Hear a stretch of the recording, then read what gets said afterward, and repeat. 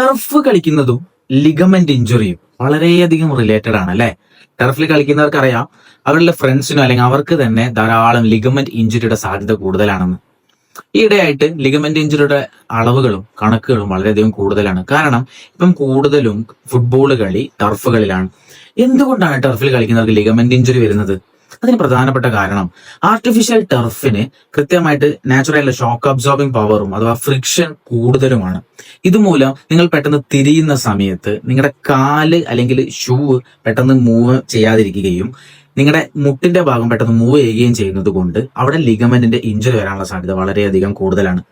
പൊതുവെ ACL injury, PCL injury തുടങ്ങിയ meniscal tear തുടങ്ങിയവയാണ് കൂടുതലായിട്ടും കണ്ടുവരുന്നത്. ഇതിന്റെ പ്രധാനപ്പെട്ട കാരണങ്ങളിൽ ഒന്ന് പ്രോപ്പറായിട്ടുള്ള ടർഫ് ഷൂ ഉപയോഗിക്കാത്തതാണ്, പ്രോപ്പറായിട്ട് വാമപ്പ് ചെയ്യാത്തത്, അതോടൊപ്പം തന്നെ ബ്രേക്ക് എടുക്കാതെ തുടർച്ചയായിട്ട് ക്ഷീണത്തോടെ കളിക്കുന്നത്, നനഞ്ഞ വെറ്റായിട്ടുള്ള ടർഫ് ഫ്ലോറിൽ കളിക്കുന്നതൊക്കെ ലിഗമെന്റ് ഇഞ്ചുറിയുടെ സാധ്യതകൾ വർദ്ധിപ്പിക്കുന്നുണ്ട്. ഇതൊരു പരിധി വരെ കുറയ്ക്കാൻ വേണ്ടിയിട്ട് നിങ്ങൾ ചെയ്യേണ്ട ഒന്നാണ് പ്രോപ്പറായിട്ടുള്ള ടർഫ് ബൂട്ടുകൾ ഉപയോഗിക്കുക. ഇടയ്ക്കിടയ്ക്ക് ബ്രേക്ക് എടുത്തിട്ട് കളിക്കുക.